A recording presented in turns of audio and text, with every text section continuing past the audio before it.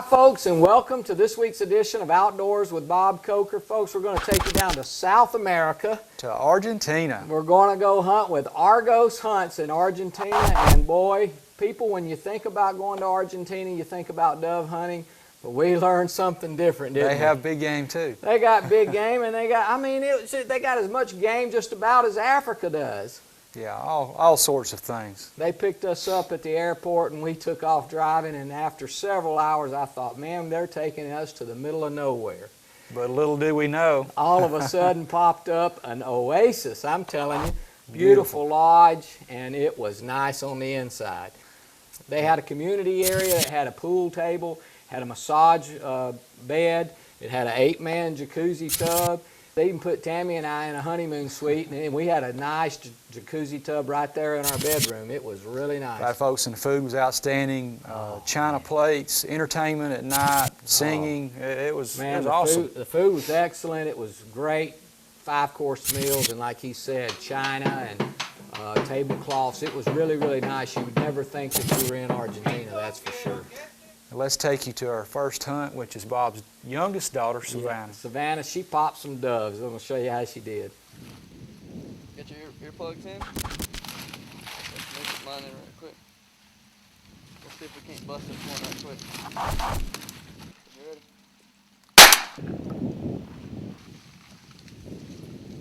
Go.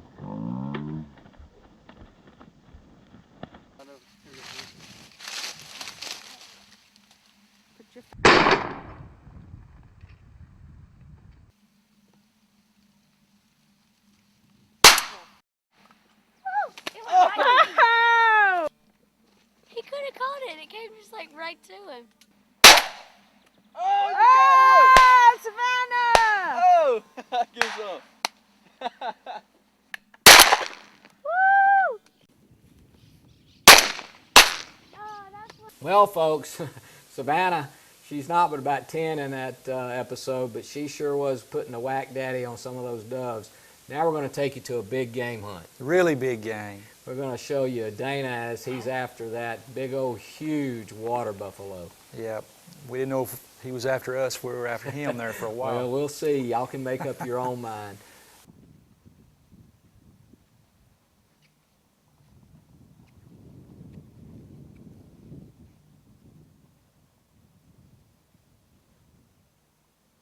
So Dana and I, we start out we just walking through the brush there trying to cut a set of tracks, and finally we did. Big track. Oh, it was we knew this was going to be a big water buff.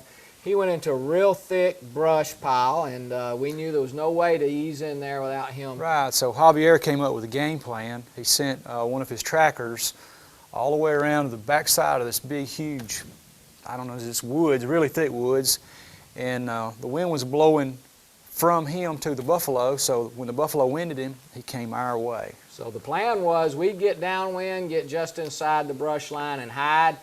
He'd send the tracker around and he'd get upwind, and maybe the buff would wind him and ease out our way. Let's see how it worked out.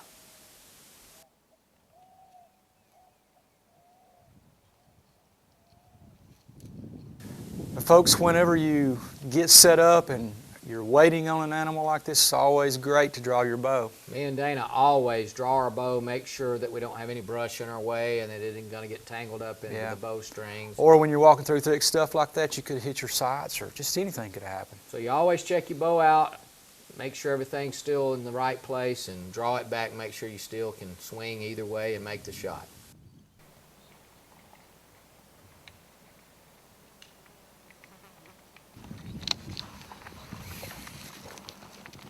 Ah! Oh, man, that was a little too close for comfort.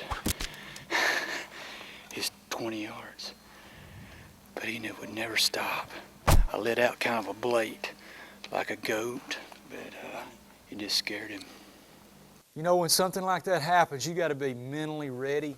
And I was not mentally ready for a running shot. I thought this thing was going to come out, slow down, turn around, look, and then I tried to, make a noise like we do on a deer, but hey, he didn't pay any attention whatsoever. He sped up. Me and Dana both thought he's just going to ease out and come our way, And you know, like you said, on a deer, if you do a bleat call, they'll usually stop. Right, But or buddy, slow all he up. did is he kicked it into third gear. And that was it. That was game over. Didn't work.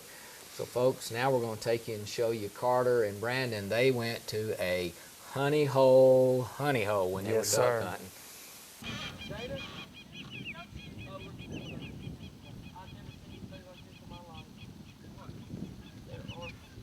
We're here in Argentina, going to kill a few ducks. I've been told they have a few here.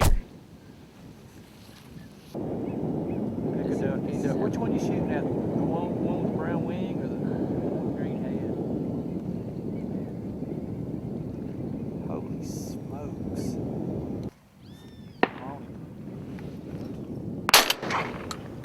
Oh, you got one. You got two. Woo! Good shot, Carter. Got two, baby. Got it. Boom.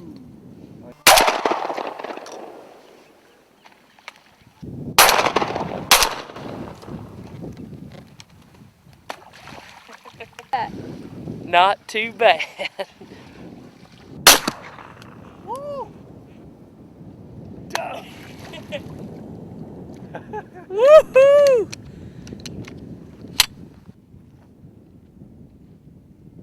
Look at all these ducks.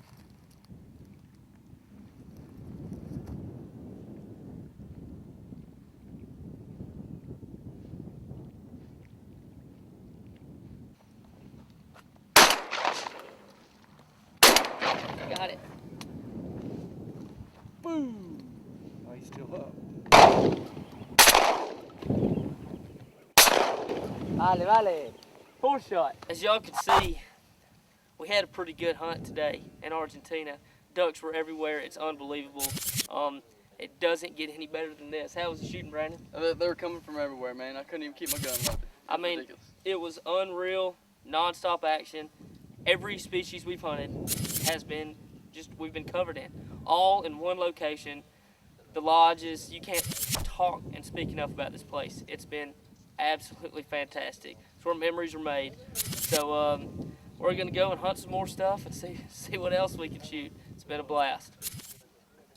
Boy, Brandon and Carter, hey, really put the Swack Daddy on They a did. whole Had a bunch of pile of ducks and a ducks. couple of geese. Yeah. But now we're going to show you my Pardese hunt.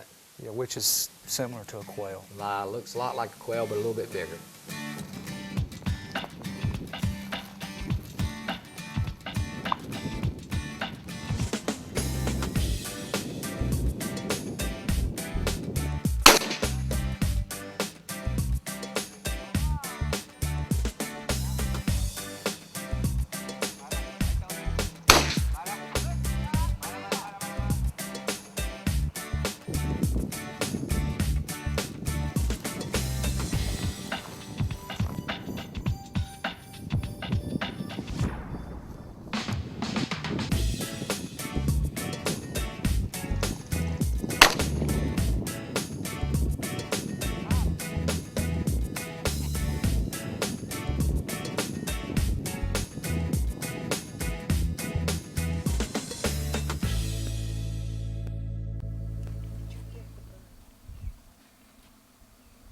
Well, folks, now we're going to take a commercial break, but when we get back, we're going to show you the rest of, Some more buffalo hunting.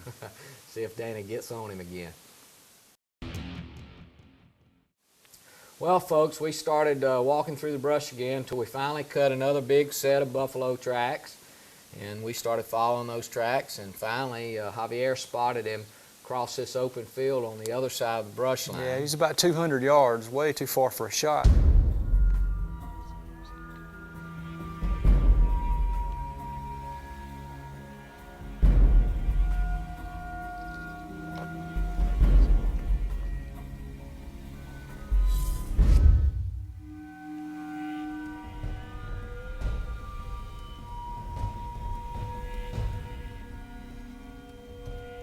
At first he was looking right at us, Right. and there was nothing we could do about it. And then finally he turned and he looked into the brush the other way, and Yeah, we got 65 yards from him. before I knew it, though, Dana, he took off after him and was doing the duck walk across the open brush area there. Yeah, it's And, tough to crawl with all the cactus. Yeah, And like he said, he got about 65, 70 yards and then ranged him, and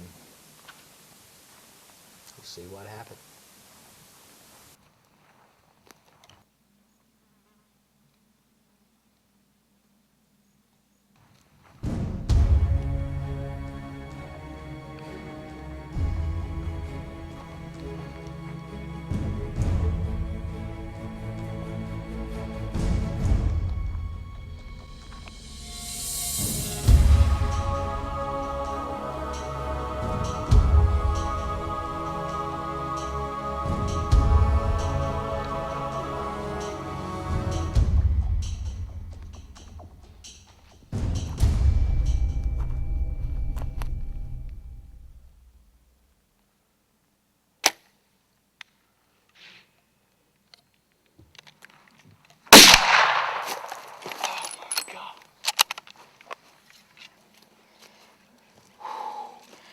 Oh my gosh. Folks, that's the most scared I've ever been in my whole entire hunting life. Oh boy, man, was that a hairy situation or what? That was pretty scary. I don't know that you and I have ever had any more hairier of a situation than that. Yeah. He was coming for us. And I was down on my knees filming over his shoulder, and Yeah. we didn't know Javier had slipped up behind us with a rifle, and he shot it, scared the Jesus out of us. And, but anyway, folks, I tell you what, we're going to have to take a commercial break. When we come back, we'll show you the finale of Dana's buff hunt.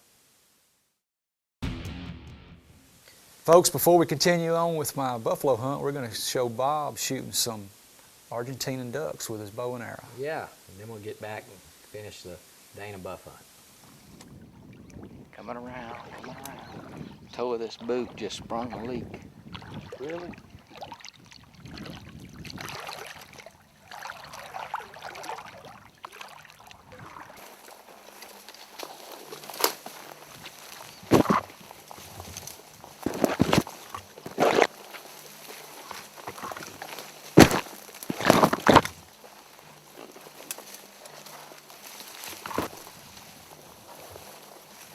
Well, Javier sent me to a honey hole where he knew I'd be able to shoot some ducks with my bow, but I'm going to tell you what, it was an adventure just getting there. Oh, it was. It was tough. And I'd spring a leak in my waders, and they'd filled up with that cold water, so it was a lot of fun getting there, I got to tell It you. was a lot more fun watching. I'm sure it was.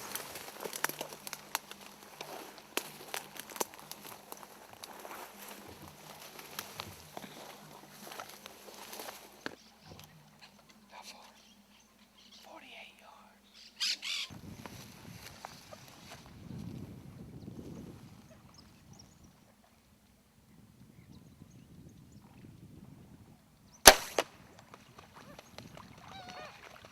Went through him. You got him. Well, that's one down. Rest of them have no clue.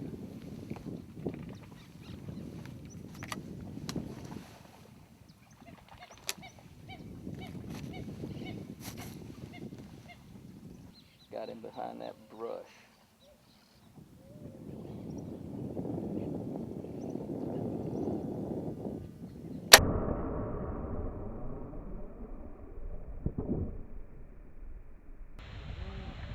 Now, I'm going to tell you something, folks. Right here, I called that shot. I turned around and told Dana, I said, I'm going to shoot him in the head. Yeah. And I did. He did. Right. 2 for 2.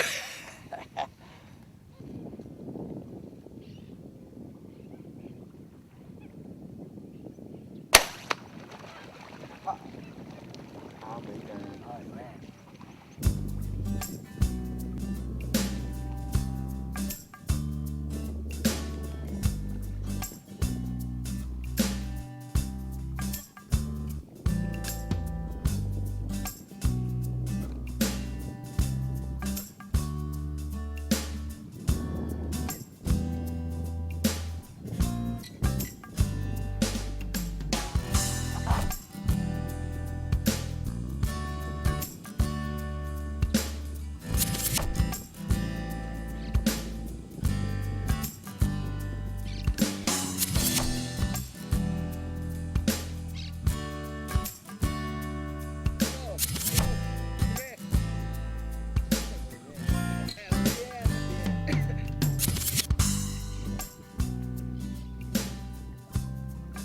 Well, I tell you what, that was fun. I was 3 for 3 on that. I'll pat you on the back Thank on you, that one. Thank you, thank you. We're going to take a commercial break, folks, and I promise you this time when we come back, we're going to show you the finale of that water buff hunt. All right, folks, I told you we were going to show you the rest of Dana's buff hunt. Here it is. Yep. Set it up. Javier sent the tracker into that really thick stuff that we've been talking about so much, and he got right back on the blood and onto the track. So we got on a road we knew he was going to pop out on, and sure enough, Got down a logging road, got the wind right, and Here with he that came. tracker pushing him, we kind of figured he was going to come right our way, and buddy, and this time I was ready for the running shot. yeah, we knew he was going to be running, and he was. Dana's mind was right this time.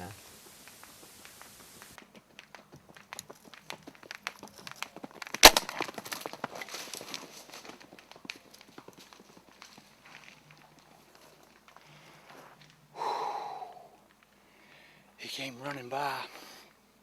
We got on him earlier, didn't get a shot. So we sent one of the guides. He got upwind of him. It's in this thick stuff you can see behind me here. It's pretty much impossible to walk through it. So anyway, he got upwind of him and he smelled him, and we got set up on this little bit of an opening.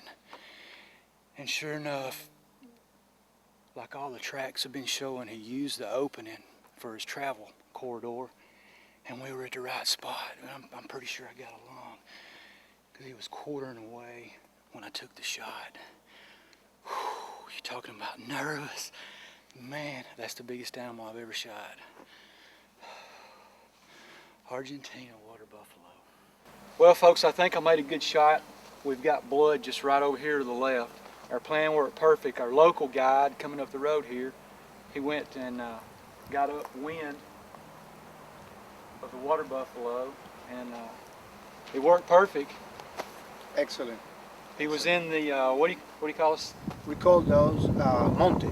Back home we call it a thicket, and buddy, it's thick. Almost a Skinny, briar patch. So that's going to be thick monte. Yeah, Monte.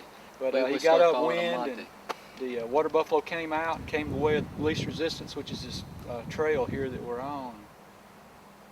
It was a tough shot. He wasn't at full run, but he was galloping He was pretty moving hard. on, and I know you let him, but folks, he shot him just a little bit back, but he was quartering away, so I know it was a perfect shot. We went back to the truck, got a drink. It's been about an hour since the shot. We looked at the footage. It was a little bit back, not much at all. Plus his quartering away should have been almost perfect shot at a running animal. So I hope we got him down for the count. We're going to find out here shortly. Oh, he's down, no doubt about it. He's not browning down, he's blacking down. Oh, black bear. Look at all this blood. On this cactus.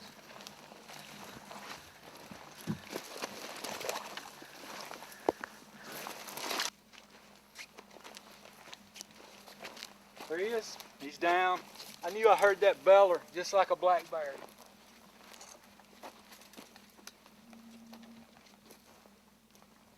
Folks, what an absolutely huge animal.